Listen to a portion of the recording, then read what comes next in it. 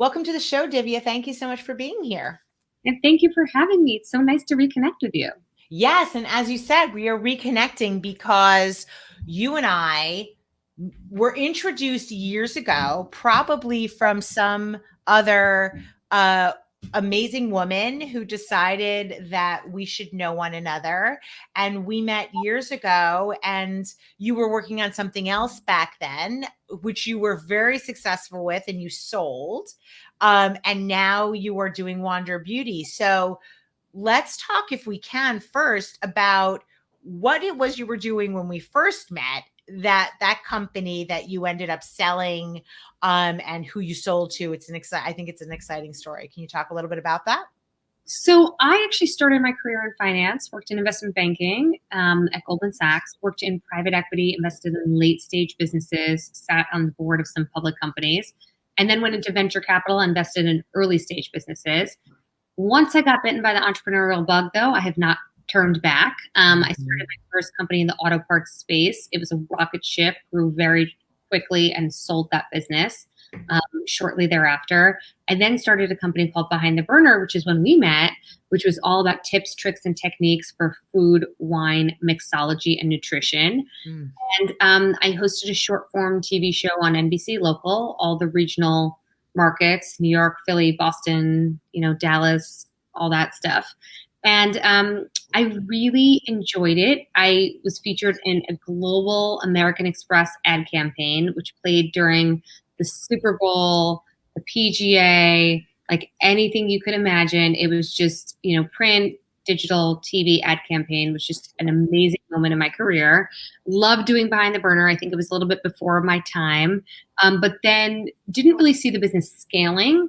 We profitable and doing well, but it wasn't scaling. And then I pivoted, as many entrepreneurs end up doing, and started a company called Send the Trend, which I raised venture money.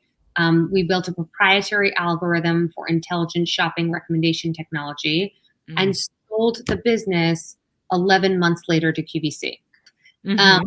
And that was incredible. And I worked at QVC for about 2.5 years. And then I couldn't bear it. I just, I would take the subway in the morning from the Upper East Side of Manhattan to my office in Midtown. I would be putting on my under eye concealer on the train. I'd be doing my skincare routine at the gym. And I was just doing my beauty routine in planes, trains, and automobiles. No brand that was giving me clean beauty, which I craved. I'd been diagnosed with autoimmune disease, and I really changed my entire beauty and personal care product routine, omitting hormone disrupting chemicals, omitting phthalates, mineral oil, synthetic fragrance, things that were, triggering a lot of skin conditions for me. And I just, there was no brand that was really working for my time-starved, busy, on-the-go lifestyle, career mom of 2 young children. That's when I met Lindsay, my co-founder, at a party, and we launched Wander Beauty. And that's really what Wander Beauty does. Wander Beauty is all about clean beauty essentials, things you reach for every single day, wherever you wander. It's about a brand that makes you feel gorgeous on the go.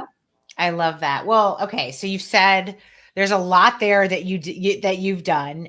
So let's take a step back for a second and talk about the QVC situation where you had a product or you had a service that you had built, decided that there was some scaling issues, you wanted to pivot, you pivoted, and within 11 months we're down a path of, okay, I'm now selling this company. Yep. So can you talk a little bit about what that process is like when you kind of decide, I've built this thing, I've got something that makes sense, and you kind of just know? How do you know? Because I think we have a lot of women in our audience. They maybe have an idea for something. They have an idea for a product, a service. They have started something. But how do you know that you have a winner on your hands that is going to A, scale, and B, will get you to a point of an acquisition? So it depends. It could be at any different time. You could start something and it could tick immediately. My first business that I launched that I ever started was in the auto parts space. We did $3,000 in sales month one. We started doing $120,000 a month within a few months. Wow. So product market fit and the traction was there from the very beginning. And I knew it was working. And then we built it and we sold it. Mm-hmm. And with Send the Trend, it was similar. Mm-hmm. And the most important thing to make sure the business is clicking is that you are creating value for consumers. Mm-hmm. That's really the magic sauce. Are you, as a brand owner and founder, creating value for consumers? Because if you create value in their life, and at Wander Beauty, we say the value we create is we save people time, we save them space, we save them money, we create multitasking beauty essentials. So you can buy one thing that replaces 6 in your beauty bag. Right. Are you creating value for the consumer? Because when you create value, what happens is they're loyal, coming back, and there's frequent purchase behavior, and that builds a long tail of sales. So, and that really accelerates the business, because if you have one customer and they're happy and they're doing well, they will come back and buy frequently, B, tell all their friends. Get the double whammy of word of mouth acceleration plus the customer acquisition dollars that you've spent to acquire the customer can now take you much farther when they continue to be a part of your retention cycle and, retain as a customer. And so really the crux of knowing if your business is working is if there's product market fit and you have loyalty from customers and there's repeat purchase behavior, especially for e-commerce. So when you start seeing that and you're creating value in the consumer's mind and life, then you're really on to something. Then really the inflection point for you as a founder is, do I raise money?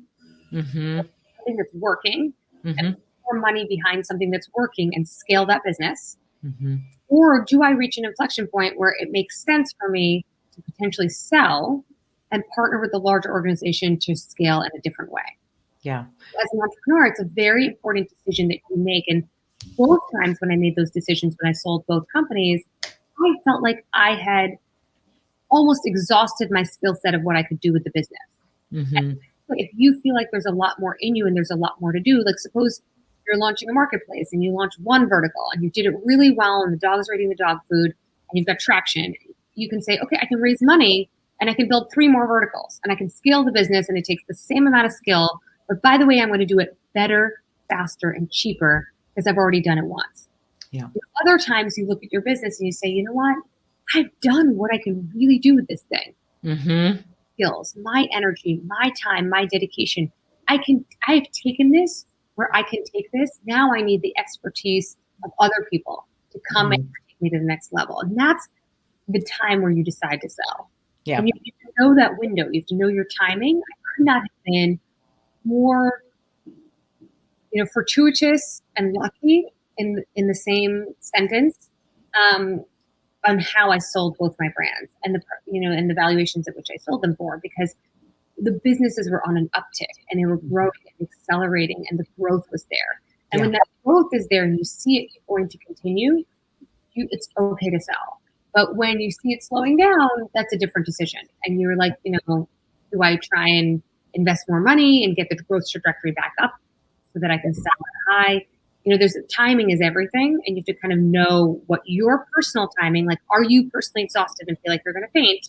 It's a lot of things. It's emotional, it's rational, it's financial. There's a lot of pieces that are that you have to think through before you actually sell somebody. Yes. And that's great advice, especially from someone like you who has been through this more than once, as you said. So I know you're also very passionate about helping other especially women of color, launch their own businesses. And, now applying this to your daughter, because I know you mentioned that you have a daughter. How do you prepare her to be able to create a future that she wants? So I believe we have to teach our sons and our daughters equally 2 things. Have confidence and trust your gut. Those are the 2 most important lessons that I think entrepreneurs need, whether they're male or female, and I don't discriminate. When I have people pitch me all the time and they have an incredible amount of confidence in their business and their ability to recruit and hire talent and build their team, that gives me a signal of confidence to invest in them. So, as you know, I have my own investment fund. I've been investing for over 20 years. I've invested in over 73 companies.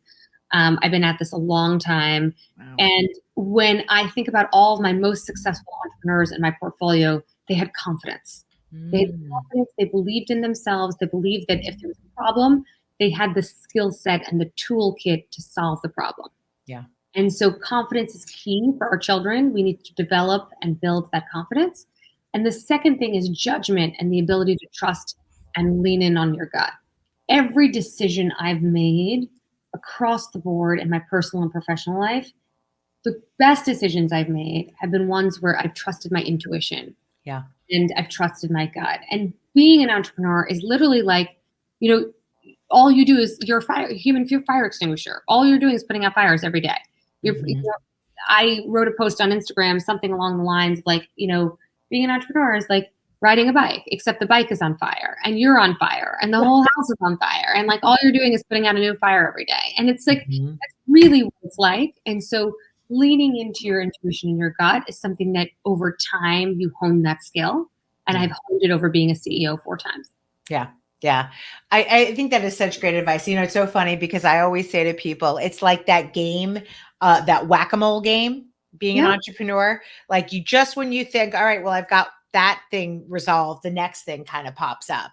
And it's just sort of the nature of the beast. And I love that advice that it is about trying to make sure that we provide our children with an ability to really see their confidence, like have that confidence, and also to make decisions that they go with their gut. And I love that. It is one of the things that I agree with you. I have 2 daughters, and I spend a lot of time explaining to them why they've made decisions that are based on their gut and how they should really take pride in making those decisions because they turned out to be good choices for them. Whether they're in a bad situation and they decide to get themselves out of it, or they decide to put themselves into a different situation that ends up being a wonderful situation for them. So I love that advice.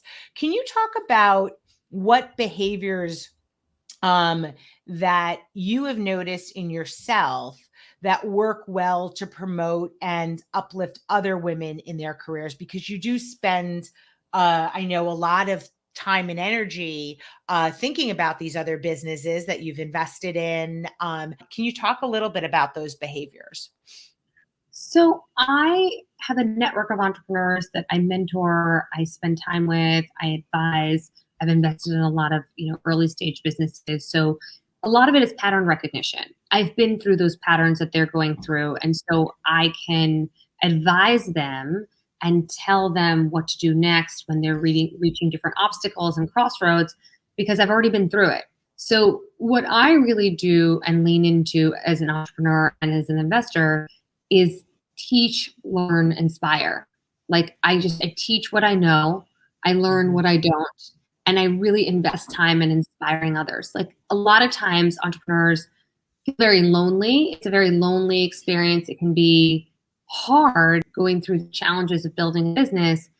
And you just need that little kick in the ass and you need the inspiration. And sometimes it comes from outside the brand and the business. It comes from mentors, it comes from advisors. So I really lean in heavily to my philosophy of teach, learn, inspire. Mhm. And in terms of now thinking about yourself and take us back a little bit, you strike me as somebody who has a very good sense of what drives you, sort of a self-awareness. And that is something I've seen with a lot of the women who I've had on this show. There is this consistency. And so I wonder if you could talk a little bit, maybe take us back first. What were you like as a child? Did you know that this is like, if you had kind of looked into your future, is this what you would have seen yourself doing? Never. Young, Really? young me was introverted, shy. Parents used to throw lots of parties. The 80s were like a roaring time to grow up. I used to hide in the kitchen. I used to cook. I never wanted to socialize with their friends. I couldn't make small talk to save my life. I was never a hustler. I was never, the one with the lemonade stand or the girl on the brownies troop who sold the most brownies. Like, that was never me. And Mm, so I came into this over many, many years. mhm. And I truly believe that entrepreneurship takes so many different forms, and you don't have to be a hustler and a seller to be the quintessential successful entrepreneur. Actually, quite Mhm. contrary. Those who are more self-aware, who Mhm. understand their own strengths, who understand their own strengths and play to those strengths, and understand that they can hire for their weaknesses Mhm. and build, Mhm. great people around them to help them create a bigger pie and a bigger opportunity for the brand and the business. Those are the ones that do really well. It's Yeah. not the ones that are super, super drink the Kool-Aid and think they're amazing and are the best hustlers who can, have great street smarts. I Yeah. believe that, I can outwork anybody. I'm an incredibly hard worker. I'm incredibly fastidious, attention to detail, driven, ambitious.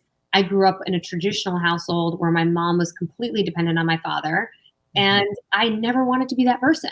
And that Mhm. was my driving force and motivation to be an entrepreneur and to create Mhm. my own success. Is that being a woman of color and being in finance and realizing that there very much was a glass ceiling, I Mhm. created my own environment. I created my own companies. I lived by my own rules.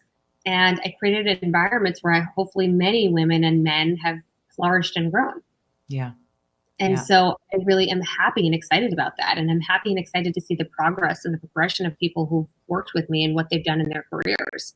And that I've had some sort of impact on them along the way. Yeah. I want to talk about one thing that you highlight, something that you said, and ask kind of a follow up on it if I can. You talked about the fact that the self awareness, as is it was important and is important because you kind of, as an example, you know what you're good at, but you also know what you're not good at, and then you find other people that you can hire to round out your skills, right? And what you're good at, because I agree with, I mean, I think it's such an important part of being successful is that self-awareness. And I'm hoping you can share, do you have a practice for self-awareness? I'm guessing that some of it comes intuitively, but I'm sure there's probably some things that you do to help maybe foster it. But can you talk a little bit or share any advice you have for how someone else can, kind of tap into that self-awareness to really make sure that they are understanding about what's going on with them?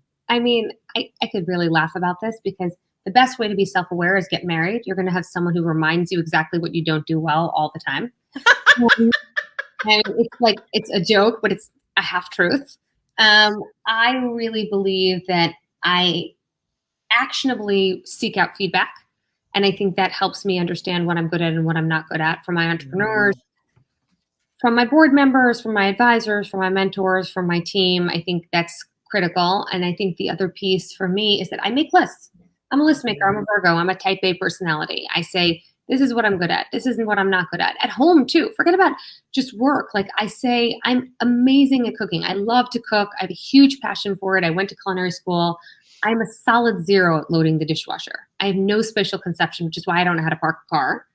And I can't load the dishwasher. I'm not good at it. So, like, am I going to get better at it or am I going to get someone else to do it for me? So, this is what I really feel like. Let's put this to real life because this is how we live as women and as mothers and as entrepreneurs is that this is our daily life. Like, we need to be self aware in all aspects of our life. It doesn't work in pockets, right? Mhm. It can't just be a certain thing a certain way. I will tell you, I make a ton of decisions at work every single day, critical decisions that, yield results that seal, accounts and people's fate. And when I come home, I don't want to make those decisions. I want someone to tell me what I should make for dinner, and then I'm happy to make it. Cooking is my therapy. Mhm. But there's a lot of stuff that you learn as you co-parent with somebody, and you learn to share roles and responsibilities. And everything you will realize in life is the result of teamwork. There are no Mhm. solo contributors who go far. You want Mhm. to go fast, you go alone. You want to go far, you go together. Right. Right.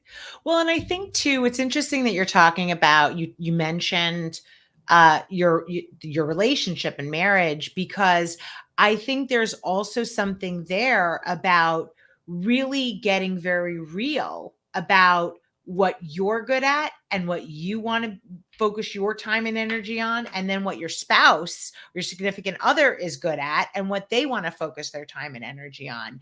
And this process of self-awareness that you mentioned, where you seek out the feedback, and you make these lists, right? It's interesting because I think a lot of people fear feedback. I think that's one of the hard things for people, and I think there is something about learning how to embrace that feedback and not being scared of it, because Yep. when you ask for feedback, you might hear stuff you don't want to hear. You always hear stuff you don't want to hear. That goes without saying. But you got to be tough. You got to take it. You got to learn to sift through things. People have their own agendas. They're going to tell you things that are right and not right. And you just have to be able to weed out the BS and focus on what you can do better. Yes. I love that. And it's so interesting. Just, for me, I remember, because I came from corporate America, started my career in corporate America. And one of the things that drove me bananas about being in corporate America, had a great career. I loved the company I worked for, but the feedback process where you're getting feedback from people who maybe have one interaction with you, right? It always felt so strange to me. I loved the idea of getting feedback, right? But as you said, you have to take into account too where that feedback's coming from. Like, take it in, but take into account, where is the feedback coming? Everyone has their own agenda, and recognize what the feedback is. So I love that. I love that advice. Can you talk now? Let's talk a little bit back on Wander Beauty, because when you were mentioning how you created the brand and what inspired the brand, I was thinking to myself that, as somebody who also travels a lot, the idea of a product that can do more than one thing, right, is so appealing, right? I'm leaving on my first business trip in 18 plus months on Sunday morning. And I was thinking to myself, oh, I've got all this product. Like, how do I don't want to bring all this stuff. But during COVID, it's almost like you're all like, oh, okay, I can start to procure more of this stuff. But now that the reality of the world is coming back, I think to myself, simplification, back to the simplification. Streamline your beauty routine. Yes. You can streamline it, be more effective with fewer things that do more. Yes. And that's what the Wander Beauty philosophy is. Like, when you buy a liquid foundation from us, it's, got a beautiful doe foot, and it's a high coverage pigmented formula. So you can use it as a concealer. Mm-hmm. You can use it to spot correct. You can use it all over as a full coverage foundation. You can mix it with moisturizer and make a beautiful tinted moisturizer. And that's what the beauty of Wander Beauty Nude Illusion liquid foundation is, because that's what women need in their everyday life. Yes. They want multitaskers. They're multitasking all day long with their time, and they need their beauty bag and their beauty routine to do the same. Yeah. As I'm putting something on my face, I wanted to do more than one thing. I have no time for one trick wonders. Yeah. And that was my going to be the question I was going to ask you is, do you think that, to me, what you guys are bringing to the table, what the brand offers and what it brings to the table, almost has you poised for a very sharp, uptick in terms of where people are going to be coming out of COVID? How do you see the brand fitting in for the post-COVID life? I think it fits in beautifully. I think during COVID, people were also being more intentional about their skin and the ingredients they're using. And so I think for the time-starved person who's on the go and is living their life, there's nothing better than having fewer, better beauty essentials that really perform.